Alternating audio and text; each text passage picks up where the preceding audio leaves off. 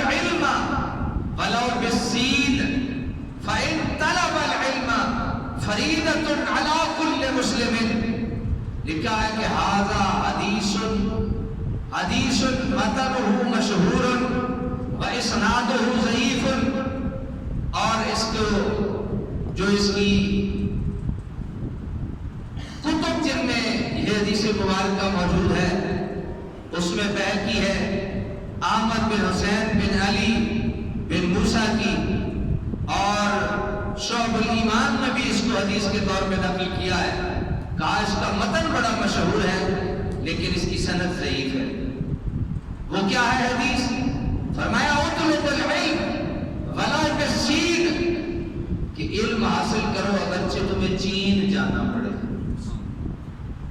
یہاں پہ بڑے اختصار سے تبصرہ کر دوں، یہ اس لیے فرمایا کہ چونکہ چین عرب سے بہت مسافت پہ ہے اور فاصلے پہ ہے، کہا اتنا دور تمہیں جانا پڑے علم کے حصول کے لیے تو تم علم حاصل کرنے کے لیے وہاں تک بھی جاؤ. تو حضرات علم حاصل کرنا اتنا ضروری ہے کہ جتنا انسان کو جینے کے لیے پانی اور خوراک ضروری ہے. اور جس طرح میں نے ابتدا میں عرض کیا، آپ ایسے علم کے قائل نہیں، آپ ایسے علم کو اہمیت اور فضیلت نہیں دیتے جس علم کے ساتھ عمل نہ ہو، جس علم کے ساتھ عمل نہ ہو، اور ایسے عمل کے بھی قائل نہیں جس عمل کے ساتھ علم نہ ہو. بندہ نماز پڑھے لیکن اسے پتہ ہی نہ ہو وضو کرنا کیسے ہے، اسے پتہ ہی نہ ہو نماز کے فرائض کتنے ہیں، اسے یہ جانتا ہی نہ ہو.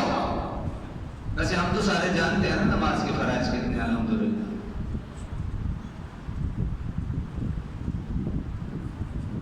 اسی تو بہت پڑھے ہیں ماشاءاللہ، اور اتنا جی باہر نکلتا ہے کافی سارا، سارے کو سنبھالنے کی جگہ ہی کوئی نہیں، الماریاں ہی نہیں ہیں کہ اسی اتنے سنبھال کے رکھیں. خیر گزار لیں جتنی گزرتی ہے. یہ ارمان لے کے زمین کی تہ میں جاؤں گا. علم بغیر عمل کے اور عمل بغیر علم کے یہ داتا گنج بخش اس کے قائل ہی نہیں. آپ کہتے ہیں کہ علم کے بغیر عمل کچھ نہیں اور عمل کے بغیر علم کچھ نہیں. علم ہو اور عمل نہ ہو تب بھی تباہی، عمل ہو علم نہ ہو تب بھی تباہی. تو آپ پھر اچھی طرح سمجھدار ہیں حضرت داتا گنج بخش نے کیا کہا ہے. بلکہ اس سے آگے حضرت سیدنا داتا گنج بخش علی حجویری آپ ایک اور حدیث لائے ہیں. آپ فرماتے ہیں کہ حضور نبی رحمت صلی اللہ تعالی علیہ وسلم اکثر یہ دعا فرمایا کرتے تھے. حضور اکثر کیا کیا کرتے تھے؟ یہ دعا فرمایا کرتے تھے. وہ دعا کیا تھی؟ اللہم انی اعوذ بک من علم لا ينفع، اور کما قال صلی اللہ علیہ وسلم. آپ فرماتے ہیں کہ رسول اللہ صلی اللہ علیہ وسلم اس علم سے پناہ مانگتے تھے جس علم سے بندے کو نفع حاصل نہ ہوتا. حضرات محترم، میں نے بڑی وضاحت سے عرض کیا کہ ہم جن کے پیروکار ہیں، ہم جن کو اپنا پیشوا مانتے ہیں، ہم جن کو اپنا رہبر و رہنما مانتے ہیں، انہوں نے ہمیں کتوں کی رسیاں ہاتھوں میں نہیں پکڑائی بلکہ علم کے حصول کے لیے ہمارے ہاتھوں میں کتابیں عنایت فرمائی. اور کتابیں بھی ایسی کہ جن کتابوں میں سٹوریاں اور جن کتابوں میں جو ہے وہ کہانیاں نہیں لکھی، اس کتاب کا آغاز بھی قرآن سے ہوتا ہے، اس کتاب کا اختتام بھی قرآن سے ہوتا ہے. اور آپ اس ساری بات کو لکھنے کے بعد، علم اور عمل کی حقیقت کو بیان کرنے کے بعد، رب کریم کے بابرکت قول کو نقل فرماتے ہیں. فرمایا یہ علم بغیر عمل کے اور عمل بغیر علم کے ایسا ہے، نابادا فریق من الذین اوتوا الکتاب کتاب اللہ وراء ظہورہم کأنہم لا یعلمون. میرا پتر پہ آ جاتے بڑا بیٹا تیرے نماز پڑھنے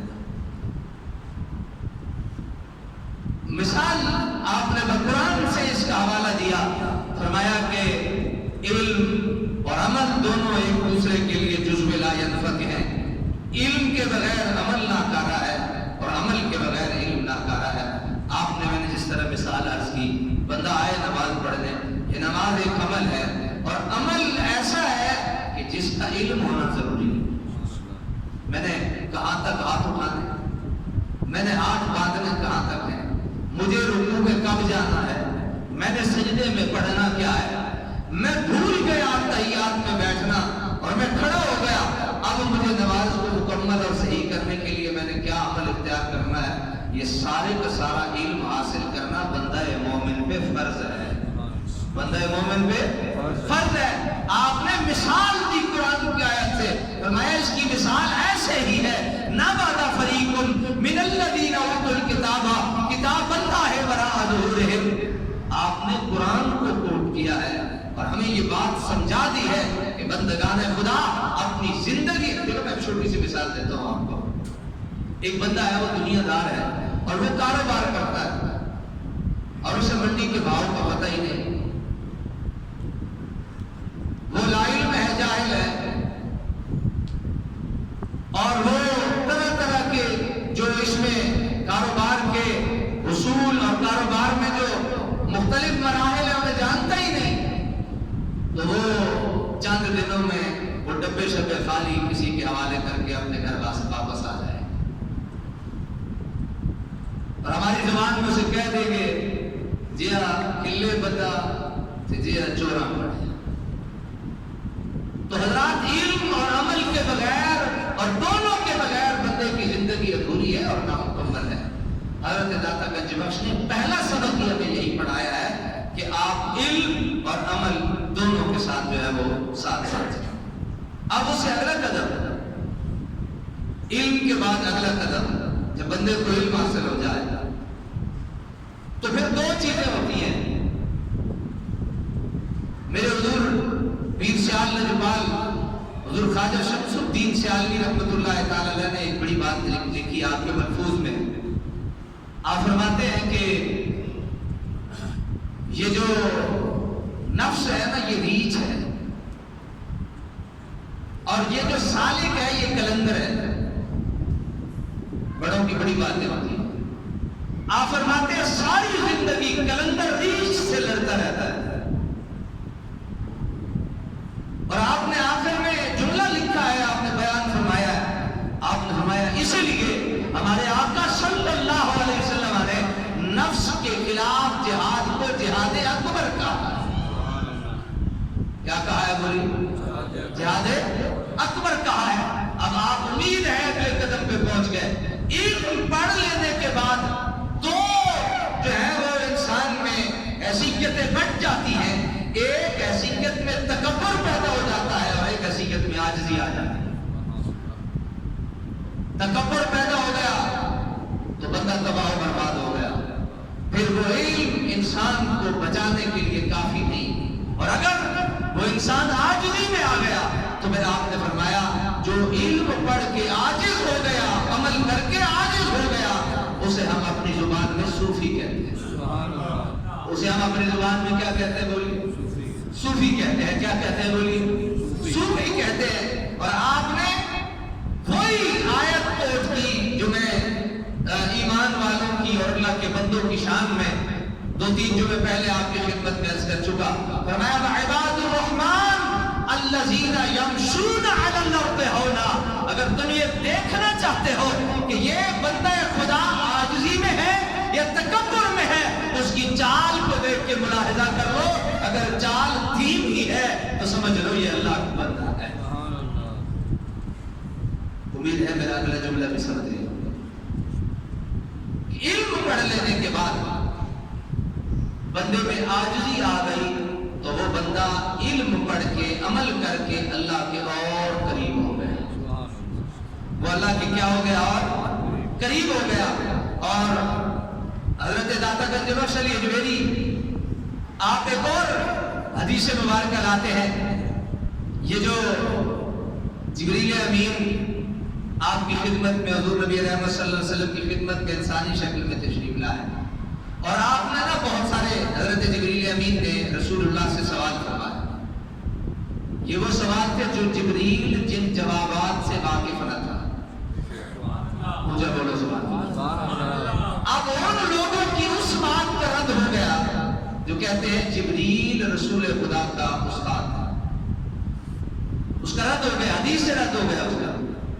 کائنات میں میرے اور آپ کے آقا کا صرف ایک استاد ہے اور وہ استاد رب العالمین ہے. کون ہے رب العالمین؟ اب بہت سارے سوال کیے جو میرے متعلق اور آج کے موضوع سے متعلق سوال ہے, وہ آپ کی خدمت میں عرض کر دوں. سوال یہ تھا مل احسان یا رسول اللہ, یا رسول اللہ احسان کیا ہے؟ بہت سارے سوال تھے. یہ طویل حدیث کبھی آپ کی خدمت میں بڑی لذیذ اور پیاری حدیث ہے. یا رسول اللہ مل احسان, احسان کیا ہے؟ تو رسول اللہ صلی اللہ علیہ وسلم قال ان تعبد اللہ کأنک تراہ فإن لم تکن تراہ فإنہ یراک. رسول اللہ صلی اللہ علیہ وسلم نے یہ بڑی, امام بخاری نے بھی اسے اپنی صحیح بخاری میں رقم فرمایا, الجامع الصحیح میں بھی موجود ہے یہ حدیث, اور دیگر کتب میں بھی اس حدیث کو لایا گیا ہے. اور آپ نے احسان کا جواب یہ دیا ان تعبد اللہ کأنک تراہ, کہ تم اللہ کی ایسے عبادت کرو جیسے تم خدا کو دیکھ رہے ہو. سبحان اللہ.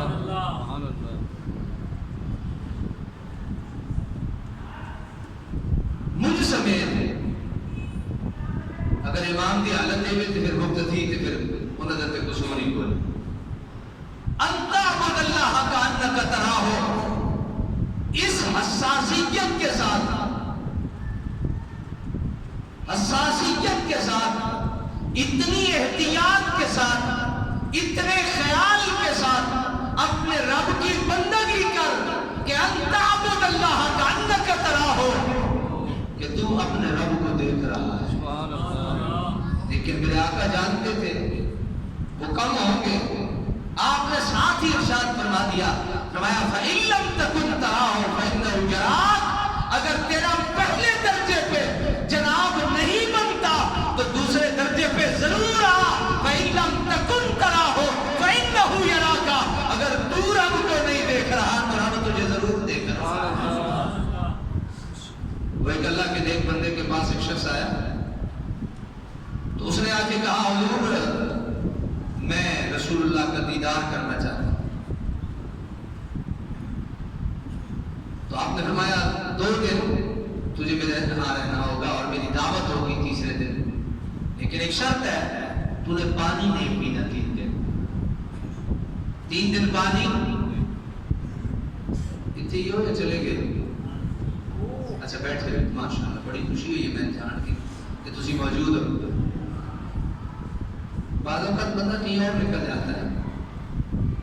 تو انہوں نے یہ عرض کیا, ہمارے پاس بھی آتے ہیں, گمان کا اچھا گمان رکھتے ہیں کہ ہمارے جو استاد ہیں یا ہمارے جو امام صاحب ہیں یا خطیب ہیں, ان کی بھی راہ و رسم ہوگی اللہ کے نبی کے ہاں. حضرات ہے تو ممبر پہ بیٹھے ہوتے ہیں, نہ ہو تو ممبر پہ رسول خدا بیٹھنا ہی نہیں دیتے.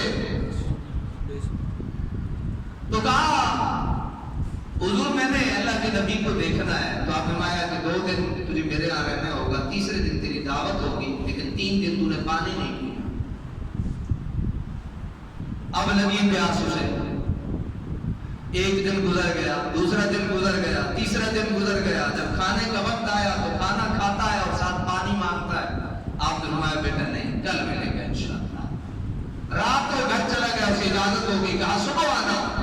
وہ گھر چلا گیا.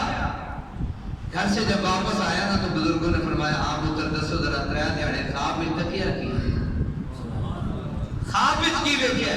فرمایا حضور میں سونے کی کوشش کرتا ہے, جب آنکھ لگ جاتی ہے تو سجے بھی پانی ہے تو کھبے بھی پانی ہے, سجے بھی پانی ہے تو کھبے بھی. تو آپ نے اسے یہ گر دے دیا کہ اگر یہ چاہتے ہو اپنے رب کو دیکھنا, اپنے محمد کا دیدار کرنا چاہتے ہو, ایک ہی حل ہے, اپنے وجود میں طلب صادق کو اتنا بڑھا دو کہ تمہارے خواب میں بھی وہ ہو. یا اگر پانی کی طلب بڑھ جائے تو خواب میں پانی آتا ہے, اور اگر مصطفیٰ کی طلب بڑھ جائے تو خواب میں مصطفیٰ.